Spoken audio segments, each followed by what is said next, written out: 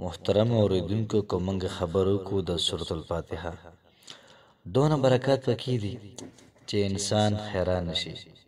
انسان دماغ د انسان عقل هغه ته ورسیږي نه څومره مقاصد دي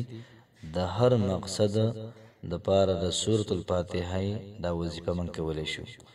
د دنیا مقاصد وی د آخرت وی د رښتې لپاره کولای شي د حافظې د تیزولو لپاره کولای شي د غرنګي د واده لپاره کولای شي څومره چې مسائل دي د نوکری لپاره کولای شي د غرنګي د کاروبار لپاره کولای شي د غرنګ تاسو ګورئ بهترین روزګار لپاره د سورۃ الفاتحه د وظیفه تاسو وظیفه کوي ان شاء الله العزیز ان شاء الله چې په 2 هفتو کې تاسو ته مکمل پته ولګي چې څومره پاورفل او څومره بهترین وظیفه ده. بسم الله الرحمن الرحیم. شروع کوم د ډیر زیات بهون کی او د ډیر زیات مهربان رب په نوم باندې. السلام علیکم ورحمت الله وبرکاته. امید در کوم چې تاسو ټول په ټیک ټاک الله پاکم خوشاله آباد ساته. نن چې محترم او زمون کوم وظیفه ده دا د سورۃ الفاتحه حواله سره وظیفه ده. دومره قدر ور وظیفه ده، دومره قدردان وظیفه ده، دومره زر اثر کون کی وظیفه ده چې چام دا وظیفه کړي الله پاک دوی محرومه کړي نه دي. ضرور الله پاک دوی ته لاسیز ور کړي دي. کومه خبرو کو د سورۃ الفاتحه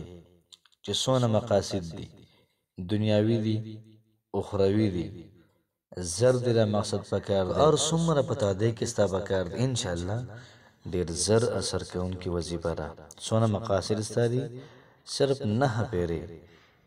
سورۃ الفاتحه وایا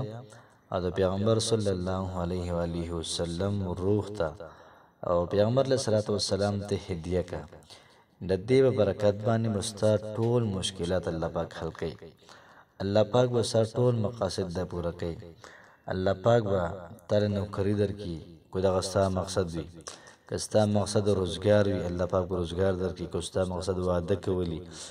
چې څومره جمله مسائل دي ټول حل په سورۃ الفاتحه کې شته دي. دیم وظیفه من کولای شو د سورۃ الفاتحه په ترتیب باندې کومه روزانه 100 پیری وایو او نیت پکې زمونږ دا وی چې الله پاک زمون قوت حافظه ذهن مازغه دماغ د الله پاک تیز کی نو چې څونه د مدرسې طلبه دي څونه د سکولو د کالج او یونیورسيټي طلبه دي یا څنګه څونه چې عام حل کې دي یا زنانه دي دا ټول د وظیفه کولای شي الله پاک د ذهن د ډیر زیات کولو کی وظیفه دا ډیر زیات را کمال کوشش وکړي چې هر سړی دو کی او د زړه د اخلاص دو کی فرمای کو چرتا یو ولک دا سوي چې دا غریشته نه کیږي او جنې دا سوي یو خور دا سوي ایولور دا سوي چې د هغه رشتہ نه کیږي هم مسلسل په دې رشتہ کې رکاوټ راځي مسلسل کله به کې څوک تر واجه کله څوک سکه کله څوک سکه ار څوک وجدارونه شي ان شاء الله دا وظیفه دوی په 21 ورځو کې دنه الله پاک پر دوی د رشتې پروګرام دا برابر کی او یاد ساتي چې ډیر زیاته پر اثر او پر تاثیر او بهترین وظیفه را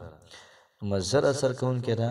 الله کلام دی او ډیر زیات ضرب اثر کوي. فرمایي چې په یو وشت ورځو کې به نکاح د واده هادي رساتي ټول معاملات به الله پاک محترم او دا برابر کی. وظیفه ډیر زیاته بهترین ده. کوشش دا وکړئ چې په هنیت باندې په صدق باندې د ځلنا موږ د وظیفه کو ان شاء الله العزیز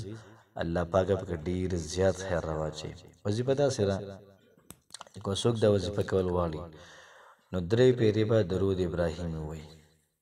بیا به هغه نه بعد سورۃ الفاتحه و یو شپېری وای بیا به هغه نه بعد سورۃ الاخلاص یو شپېری وای بیا به هغه نه بعد سورۃ الناس یو شپېری وای او بیا به سورۃ الفلق یو شپېری وای او د سورۃ بقره دا یو آیت دی هغه ټوکړه ده آیت نمبر 102 وما هم بدوارین به من احد الا باذن الله دا با یو شپېری وای او بیا د هغه نه بعد درې پیری درود ابراهیم وای او بیا بل سن اوچت کی کم مقصد دی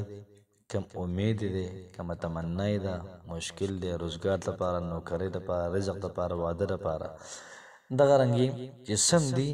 دا ټول به د الله پاک نه وغواړي، په ښه طریقې سره داسې به وغواړي لکه څنګه چې ماشوم د مور پلار نه پیسې غواړي او نه ورکړي ماشوم دېسته به ژړا شي. الله پاک ته وژاړئ، الله پاک به ستاسو ټول حاجات دا به پوره کړي. یو بیمار داسې دی هغه ټیک کېږي نه،